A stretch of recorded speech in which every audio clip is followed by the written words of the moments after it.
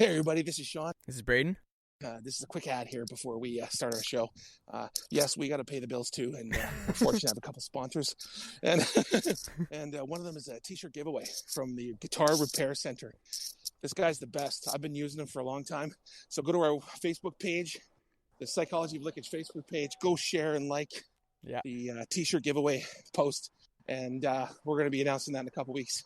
And what's the other thing? We got vintage and rare guitars that we're selling. Yeah. We become brokers now. Yeah.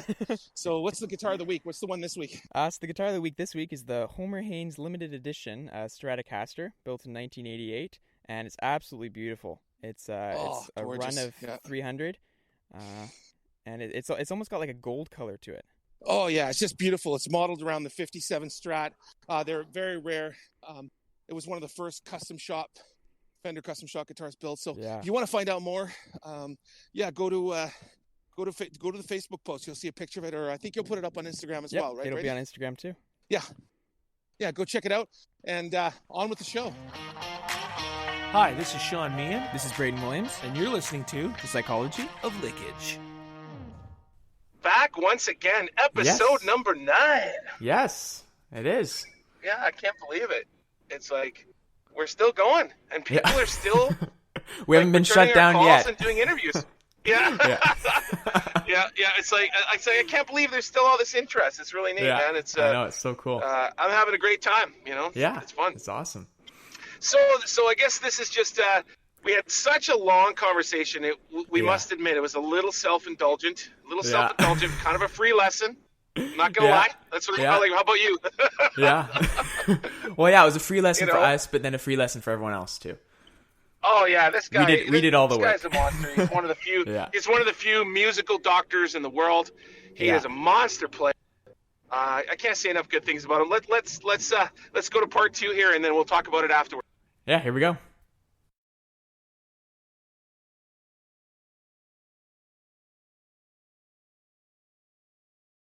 When I was going to music school in the 90s, I took lessons from one of the only, at the time, I needed help because I was falling behind in sight reading and all these sort of things. And so there was this guy in Toronto, and at the time he was one of 13 people in North America that had a doctor's degree in music. So I don't know if that's changed from then till now, but I know that's not a lot of people hold a doctor's degree in music. Is that still the case? Is that? I think definitely when it comes to like the electric guitar, in certain topics like Beethoven scholars or Bach scholars, there are a lot of people that have gone down that. They're, I guess, what you call musicologists. And so if you're at a classical institution like the conservatorium, it is quite common for heads of department to be doctors. And at least the way it works in Australia, you can't really become a professor until you have a PhD. So you would get a PhD, and then you do a postdoc, and then you become an associate lecturer, and then a lecturer, and then a professor, and then an emeritus professor, which is essentially like a 5-star general.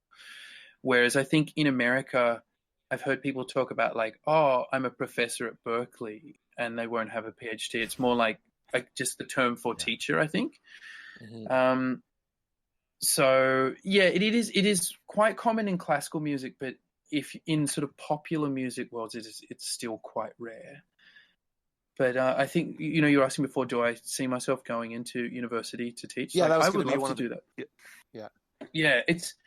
I think things sort of changed a little bit after the GFC. So funding was cut in Australia for university, particularly if it was in the arts.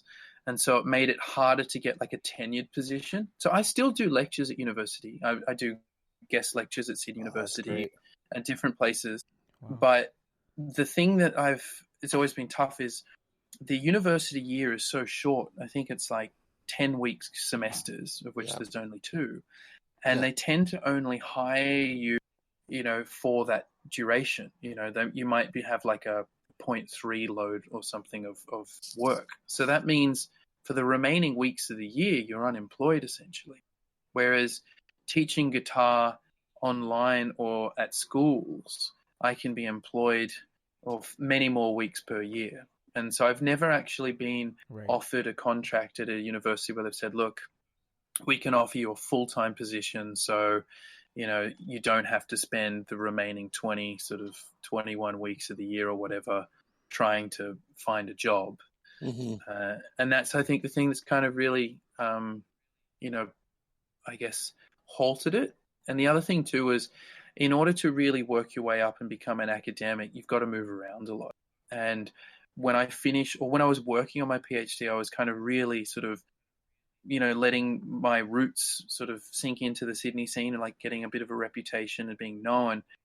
And if I wanted to become an academic, I was looking at like, you might have to go to Helsinki for 2 years and be a research assistant. And then you might have to go to like Des Moines for another 2 years. And then by the time you're 38, you might become an associate lecturer in like, Dortmund in Germany. And so it's like being in the military. So you're just like moving around all the time. And your name becomes that as like, I am the Beethoven specialist. Like for his late string quartets, I'm the guy. Whereas I think I was like, I just love performing so much that I was, I don't want to give that up and then try and, build it up for 2 years at a time and then leave. So it's just, But who knows what will happen now? If the no gigs don't return, maybe I'll be sending my resumes out. That was my next question. When this is all over, what are your plans? What do you foresee taking up most of your time? Look, I've been pretty fortunate in the sense that, like every other performer, yes, I have no gigs. I haven't for 5 weeks now. But the internet's a remarkable thing, so I'm able to still teach. I haven't actually lost any students. And I feel profoundly fortunate for that. I mean, yesterday in Australia, the Melbourne Symphony Orchestra stood down their musicians. Like, that has never happened.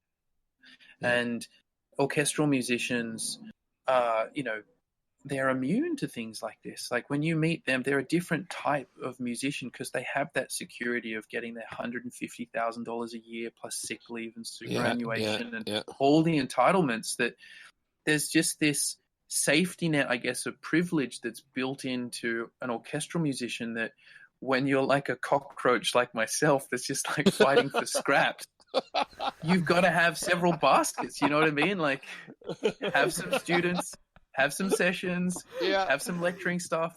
And so I feel really fortunate that, like, while I've lost one whole basket, which was like gigs and in-person sessions, there's still 2 or 3 other baskets of, online teaching, online sessions. And I think the universities are very quickly working out how to do lectures, So I haven't been too affected at this stage. I think once the sort of the shockwave of the economic implications starts to hit and we see the economy slow down and people just don't have cash, and, if there's a shortage of the cash flow, a capitalist-based system isn't going to work so well, then it might start to impact me more. Yeah, it should be interesting where this all goes, eh? It's. I was thinking about that. Boy, I just heard my Canadian accent after hearing yours for a while. Oh God, it sounds so Canadian. Anyways, but it's the O and the U. That's like when I'm listening for someone, I want to tell if they're Canadian or American, whether they say out or about. Yeah, out and about. Exactly. Yeah. Or doubt. No doubt. No doubt. I doubt it. And it's so funny. I always notice. I never notice when I'm just talking to another Canadian, but the minute I speak to someone, from another country, I hear myself say "a" over and over and over. I keep saying, "Don't say a, don't say a." Yeah. But, it should be interesting to see where this all goes. It's going to be a different world, I think. I think it'll. I mean, right now, we're going to veer off psychology of lickage a little bit, but it's all relevant. I just heard in the news, I think yesterday, basically we're as bad. The economy now around the world is as bad as during the Great Depression. It's the first time we've had some close ones, but this is it. So it should be very interesting. But also too, the interesting thing about music, about entertainment in general, is that no matter how broke people are or how poor they get, they will spend their last $10 on a drink and to be entertained. And so we can count on that.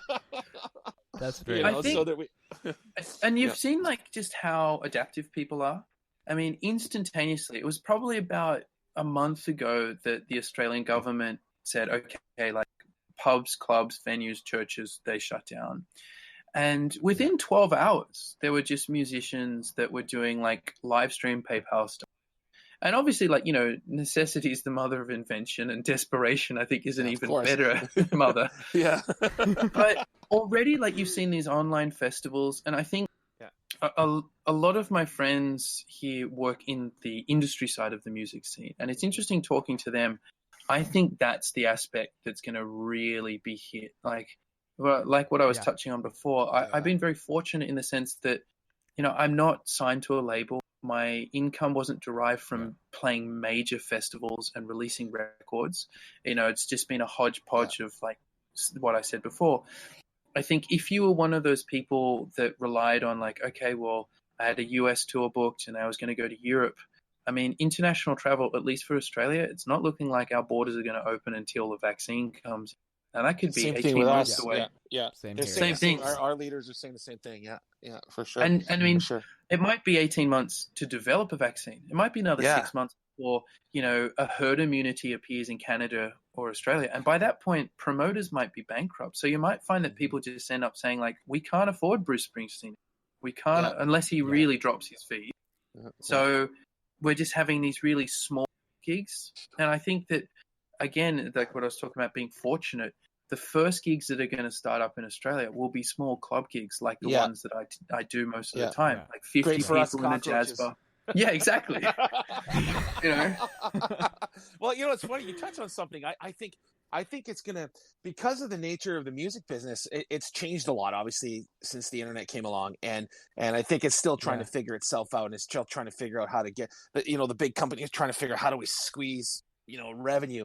And I think and as a result of that, I think the development of artists went down quite a bit. Labels, I don't think, have really focused on developing much over probably almost 2 decades now. And, what's interesting, I think you're going to see, is that it's a reboot almost. You won't be able to squeeze your last dollar out of the final, you know, Ozzy Osbourne tour or the final Bruce Springsteen tour or or whatever. Now you're going to have no choice but to say, well, you know, all I got's $2,000, so I'll hire this little baby band that's coming along. You're going to see a lot more. I think it's going to be a good thing in a lot of ways. I think it's going to be a reboot. I've been thinking, you know, it's like the Great Leveler. It's sort of knocked. Yeah, it's almost sort of equalized things slightly. You know, like and it's like what you're saying about, you know, the development of people. I think particularly over the last, probably since the beginning of the Britney age in popular music. What you've just seen is it always was a commodity, but the commodification of popular music was just down to it's almost like high fructose corn syrup. Like, people who had worked out, like, this is all a song needs. It just needs 2 or 4 chords that don't have to change. It needs a really catchy, simple hook. Don't bore us, give us the chorus straight up. Absolutely. Master it. And, you know, if you listen to a Beatles record and then you put on a pop song today, like, the dB level just like jumps out. And a lot of people will just go, oh, it's louder, so it must be better. And one artist will come along every, say, 5 years and do something that is sort of edgy, and it will change the production aesthetic that you hear. And then for the next 5 years, everyone's just doing that, whether it's using a vocoder or whether it's like just a Roland drum pad and a couple of harmonies. And then they milk it until people are just revolted by it. And then the next person comes along and does it. And so you just feel like, I don't know, at least for myself, because I have to teach a lot of, you know, kids will want to learn the latest song. I'm just like, there's no nourishment here. Like, it's sort of, it's not that it's not enjoyable, you know, like, there are lots of things that are perhaps not so good for us that are enjoyable. But, you know, when you listen to a Bob Dylan song, you know, that it doesn't have the compressed, mastered aesthetic that you hear these days, but like, the lyrics are beautiful and there's a lot you can get out of a song. But it also expects more of the listener. You know, you can't just switch off.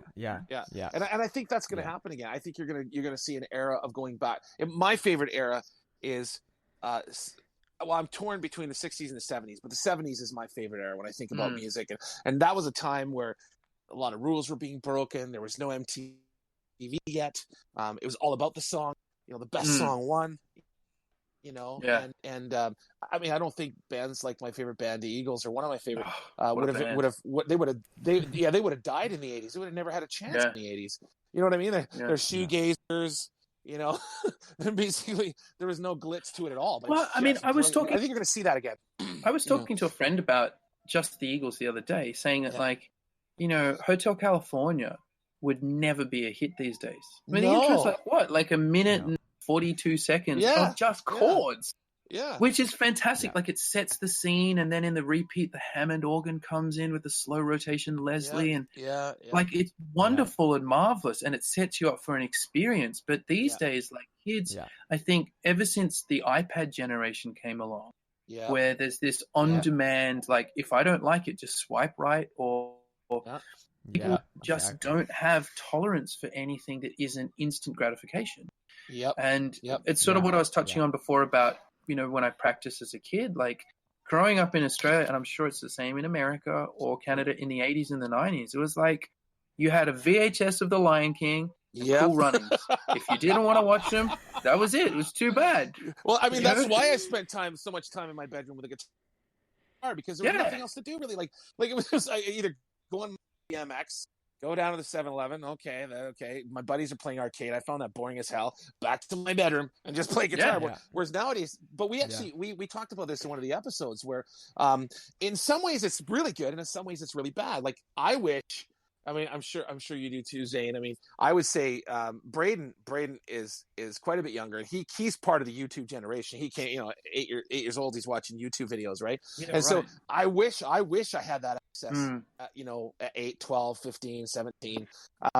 But at the same time, it takes away the struggle a little bit, and it takes away. We've talked about this quite a bit, where there's lots of access, but at the same time, you were talking about, for example, some of your friends that said, I never had that support, and I had to, but that's probably part of the reason why they're great too, or were good players or whatever, is sometimes you got to struggle. Sometimes it's got to be a little bit tougher, and the last sort of 2 generations, I think, have, with good intentions, have had that taken away from them, that struggle, just like me. I think I grew up in like the perfect time. It was kind of the last of the CD generation. Like, I still own CDs and I still listen to CDs, which is probably the closest to the whole, like, you can't just skip to go to another artist instantly. Like, you still have to switch back and forth, and you still listen to the whole CD. Like, I remember listening to the whole CD, whereas now people don't listen to the whole CD. They just, take out Spotify and they just listen to one song on the album, if there's even an album.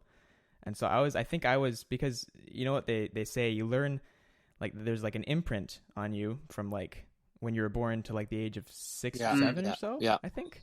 And then after that, and so for me, it was like that stuff, YouTube started coming out in like, I think 2005 or something. So, I didn't start watching YouTube till I was 8 or 9 years old. So I think I was just on the tail end of that, I'm thankful for that. And it really makes a difference in how you learn. Because Zane, I'm going to brag a little bit about Braden. I mean, he's a local player. I've been running my band for years.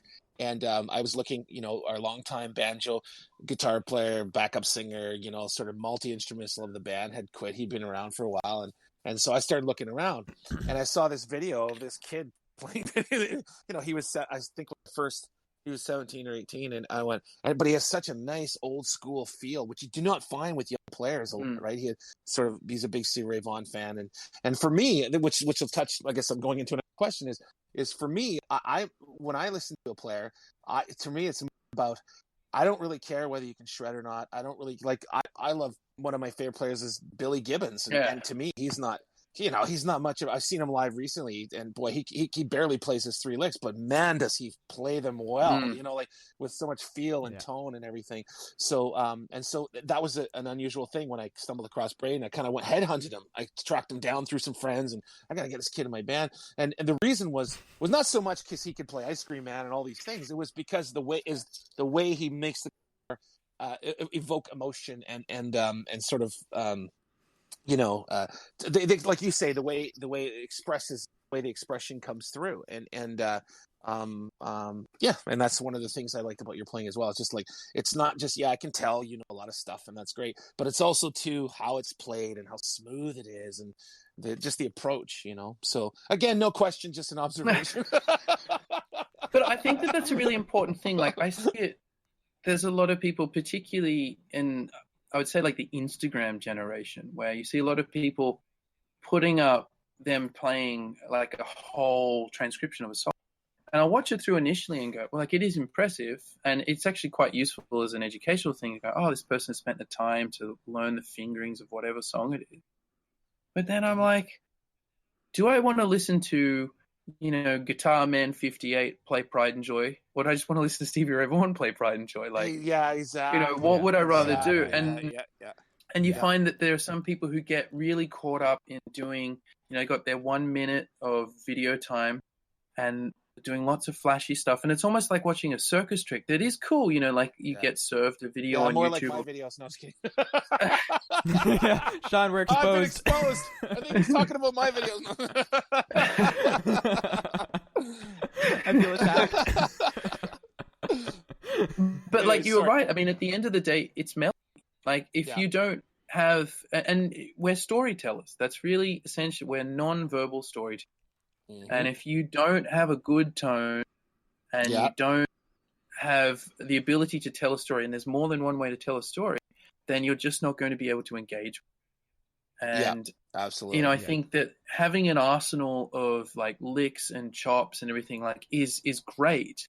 But it's like what Yoda said, like with the great chops comes great responsibility. And I think you see a lot of particularly younger players that haven't learned that. And I was like that when I was like 16 or 17, very impressed with, my own tapping licks or whatever. And you just sort of gradually gets beaten out of you. And then you realize that like the girl that you did the solo for at the gig isn't actually that impressed by like double sweep tapping. And you're like, what do you mean? Like, it's like 3 months for me to work on that lick. And they're just like, I just like a good guitar solo. And to think like a non-guitarist, that's a really good thing. Exactly. Nailed it. Absolutely. Yeah. You got to make that thing sing. Exactly. My wife isn't a guitar player. She is like loves music and she works in the arts. But what's really wonderful talking to her about music is she has that distance. Like she didn't grow up with the experiences of what we were talking about of like, listening to ZZ Top and transcribing and being so close. Like you're in the forest amongst the trees, let alone not being able to see the trees for the forest and that. And so she'll just say like, oh, I just really like that solo. And I'll think like, why do you like that? And she's like, because it just had a great vibe.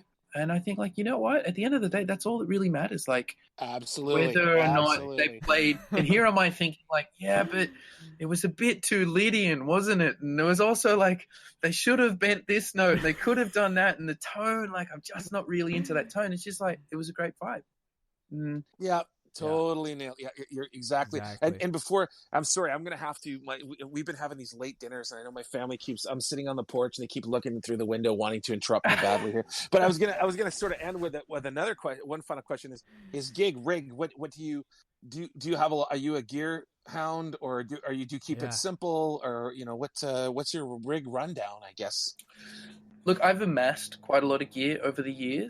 But when it comes to doing gigs, I try and keep it pretty simple just because, I don't have any road crew or anything like that. And, doing a gig in inner city Sydney is kind of like driving across the Brooklyn Bridge into Manhattan. Like, you got to find a park. It's probably not going to be out the front of the club. And I just don't want to have to, work too hard or carry things blocks. And I think also, like, as a young guy, I was like, I'm going to buy a Fender Twin Reverb, which I did. And I gigged it for like 5 years. And then I just had this light bulb moment, like carrying it up.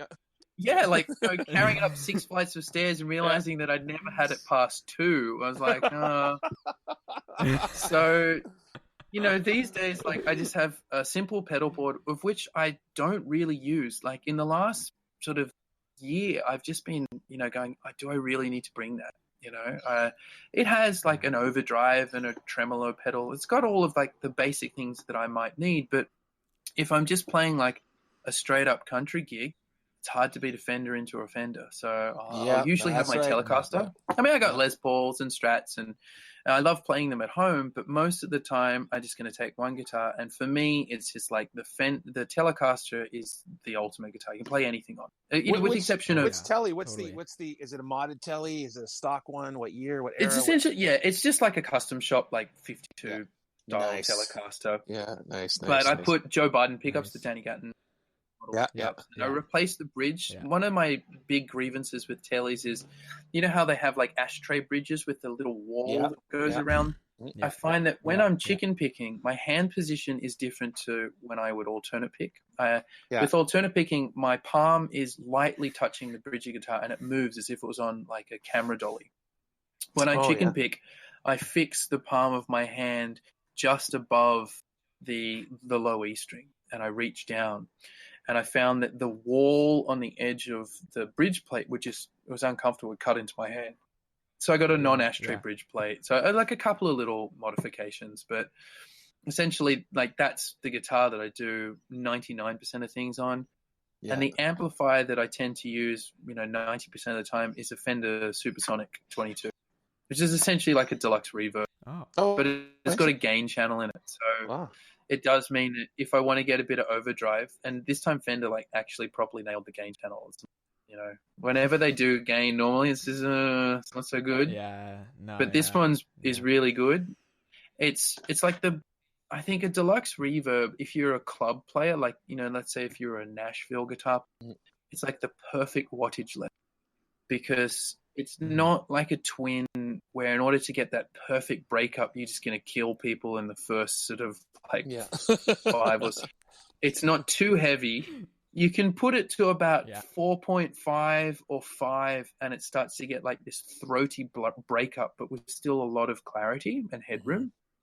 Cool. But, I got a Princeton. I got a bunch of amps. So, like, if I'm playing a smaller cafe gig, I can take a smaller amp. And, there's those Tone Master amps. Like, my brother is a Fender endorsee, and he's got the whole range of those Tone Masters, which is how I did those reviews on YouTube.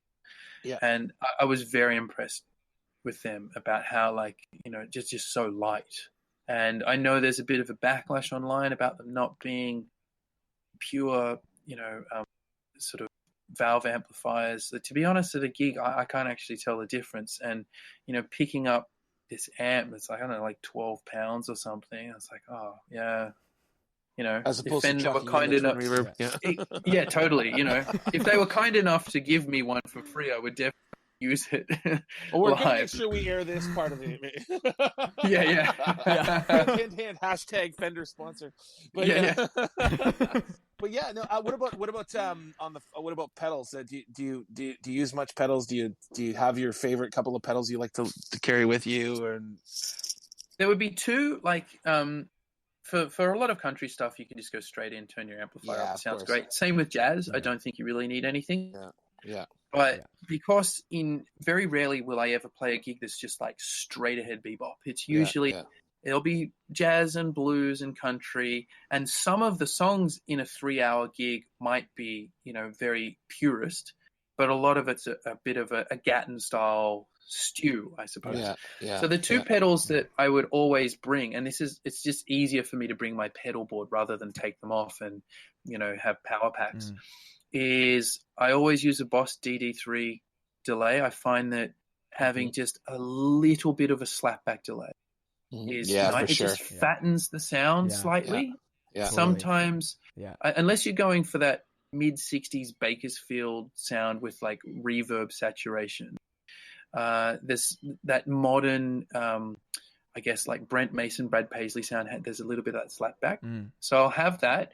Also, like I do play quite a lot of rockabilly, so it's useful to actually get proper like tape echo sort of sound. Nice. And I also find that like an Ibanez Tube Screamer, I think is the greatest overdrive pedals ever made.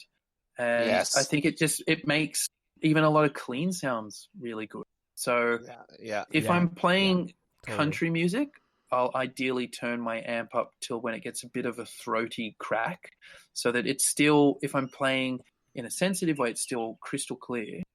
But then if I really dig in, it just gets a little bit of spank to it. Yeah.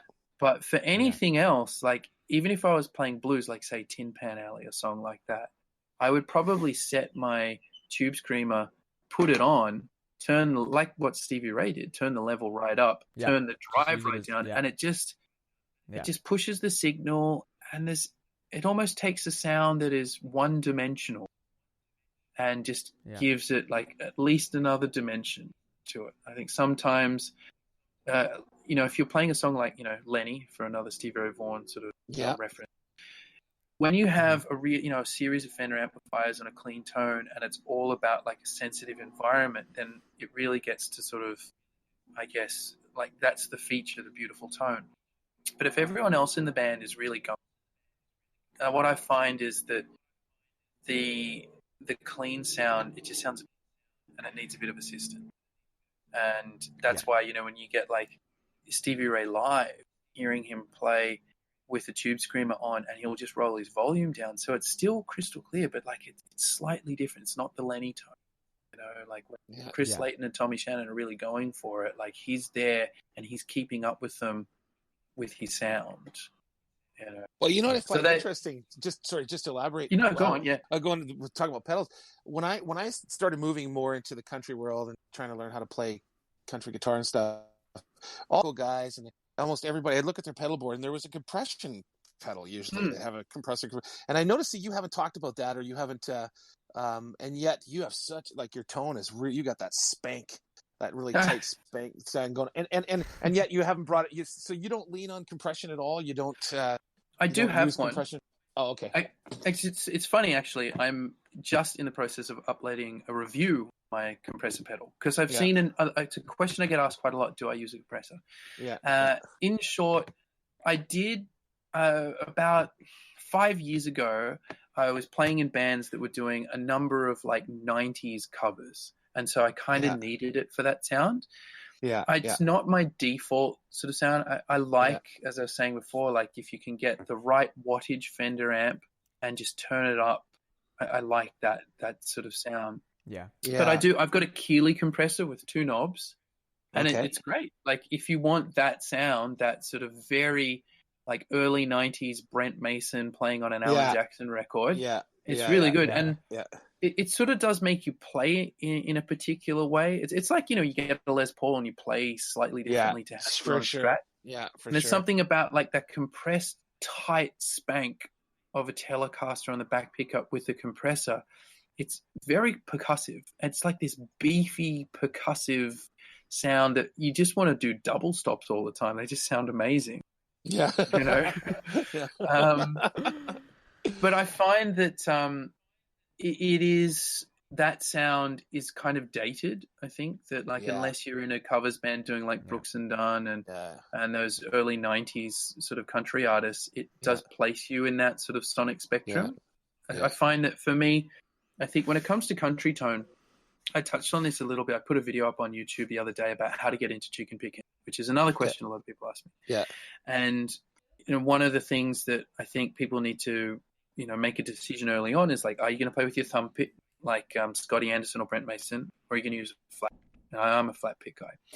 Then the next thing is like, are you going to use acrylic nails like Johnny Highland and a whole bunch of others, or are you going to use your fingers? And I used the flesh on my fingertips. And for me, I didn't have a choice in that. I played classical guitar. I needed fingernails. I still have fingernails that I maintain with a nail file. And just playing even for 5 minutes on steel strings, like that was the end of your fingernails. So I had to develop a technique of, I kind of put the flesh of my middle and my ring finger slightly underneath, and I pull up so that's how I get a beefy sort of spank. On the classical guitar, it's what's called a Bartók. Bela Bartók, the Hungarian composer, used to write in his compositions these particular types of pizzicatos where rather than plucking the string on the violin, you would grab the string with both fingers and you would lift it up so it has this really violent percussive spank against the fretboard. And essentially that's what chicken picking is. It's the spank of it hitting the fretboard. And I find that when you do it with your fingers, you don't need the assistance of a compressor to help beef the sound, because you very literally have beef doing it. It's like Wes Montgomery's tone. Like the reason it sounds so good is it's his thumb. It's that flesh on the string. That a pick is going to sound so much more abrasive. Even if you scoop your mids and put the bass up and use round wound strings, like there's just this clarity that you get with any kind of pick, whether it's tortoiseshell or plastic, that with a thumb, it just sounds amazing. Well, it's so funny. I think that, I was just going to say, it's funny you say that, because I remember in my early years, trying to learn all the licks off of the first Dire Straits album, and I just would try everything. And I've always been I'm a flat pick player, just a pick player, and I just copying them note for note. I couldn't get that tone. I just, what the hell? And then of course I saw him in an interview, and the way his hand was, and he doesn't use a pick, and I went, so you touch on something. I was afraid this was going to happen, because now we're going to go into a whole other topic, and I think I've just missed dinner. It's probably well worth it though. I might add. But anyways, but yeah, it's amazing how a lot of that doesn't get taken into consideration. And you know what? And it's like, it's one of the most important things. Like, I remember when I was studying classical guitar, and I did it, to a very high level. I was doing competitions and, major recitals, playing Bach and that sort of stuff. And your nails are your tone. More important than the guitar that you have. And nail care for a classical guitarist is a really serious game. The shape of your nail down to millimeter precision, and making sure that they don't just follow the contour of the finger. They usually tend to bulb a little bit more towards the left-hand side, so that, that's the angle of the hand. And then you would go to the hardware store and you'd get wet and dry grade 1200 sandpaper, and you would polish them so they were like polished glass. And then often you would get a little bit of Vaseline before a recital, and you would just coat it on the tip of your finger and on the tip of your nail. Because a lot of classical guitarists who come out of the John Williams school, who for me is the greatest classical guitar player, his nails almost look like a rising sun, where they're just a fraction of a millimeter longer than his actual flesh. And so when you hear him playing, you're hearing a flat nail with a bit of flesh. Whereas a lot of classical guitar players tend to have long nails because it's a security thing. It feels more secure, but it sounds really thin and naily. Yeah. And so having had that drilled into me for years, because I started this when I was sixth grade, I think I said, a lot of what I learned about classical guitar technique and sound, I've just applied to any other genre that I've done. I've gone even though country music is stylistically very different to playing Bach, the general principles are exactly the same. You've got to make it speak, and it's got to sound good. It doesn't matter if you can play it really fast and it's messy, or if you play it really fast with a horrible tone. I don't want to listen to that. And if I don't want to listen to it, who would? So I would really think about playing acrylics just didn't work for me. It just felt like stilts or something. I didn't like that artificial extension of my actual finger. And there was just something very organic and natural, particularly when you do a lot of it, you get those callous fingertips. And so you don't even have to really pull very hard. You just get this natural sound. And I've not met a lot of other telly players that tend to focus on using the flesh. I know Tommy Emmanuel is one who is a flesh guy. He doesn't use nails. And I mean, he's all right. So, well, once again, you confirm the fact that tone is in the hands. It's exactly. I'll reference back to one of those guitar magazines, and I was reading an article with Ted Nugent of all people, and he talks about. I'm going to wrap this up by bringing it right back to Eddie Van Halen. I can't help myself. And and he goes, who is this? Van Halen was opening up for Ted Nugent on the first tour, and he couldn't wait till soundcheck was over. He waited till soundcheck was over. Van Halen left the building, and he sneaks up to the guitar tech. He says, "Can I try his rig? Let me put his rig on." So he puts it on. It's a great article. And he goes, "God damn it, I still sounded like Ted Nugent." Yeah. So the point is it's really, it's in the hands, no matter what amps, no matter what pedals, no matter what, and that's happened so often too. I'll have somebody grab my rig. Braden has done it. He'll grab my guitar or whatever. Sounds so different. What the hell? So I think that's the kind of thing. Oh, no, go on. Sorry. No. Go ahead. I think that was a really big revelation for me early on, because, it is easy to get drawn into gear. And I still like gear. I love guitars. I love, if you've got a cool pedal, I want to hear it. I want to try it. I'm definitely a nerd in that sense. But when I was, younger, you would sort of hear someone play like Eddie Van Halen. You're like, oh, well, I don't have a Floyd Rose, so of course I can't sound. I don't have a Phase 90. I don't have a PVH, whatever guitar he was using at this time. Yeah. And I can remember being kind of hung up on that and realizing like, well, I'm not going to have the money to just buy one of those. So I might as well focus on, my own technical proficiency. And I never wanted to, again, it's like what I was talking about with the crutch, rely on a tone. I think some players who have, say, technical weaknesses or that might rely on, too much delay, or they might have to use like a very sort of, lots of process distortion, bit of, chorus or something. And that's cool if it's your tone as a choice. But when it sort of comes down to like, is it makeup that's covering up, a blemish in your technique? Absolutely. And absolutely. Yeah. And that was the thing that like when you do classical guitar masterclass,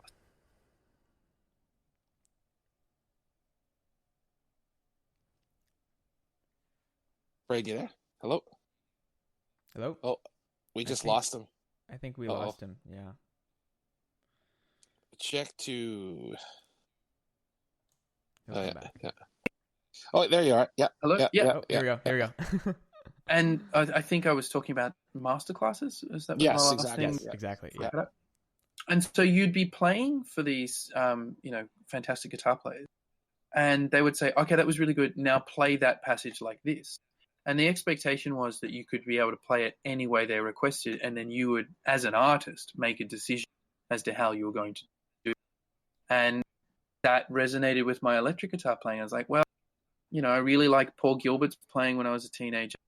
And I remember being hung up when you'd rock up to a band comp as a teenager, and all they would have was like a Fender Bassman. And you're like, are you serious? It's like no reverb, no distortion. I was like, well,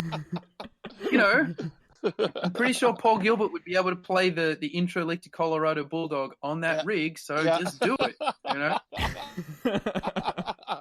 And just not being one of those guys that's like, oh, well, really need like a JCM 900 and a Phase 90, and I need this, and like, no one wants to hear that stuff. Just as Frank Zappa said, shut up and play your guitar. Exactly.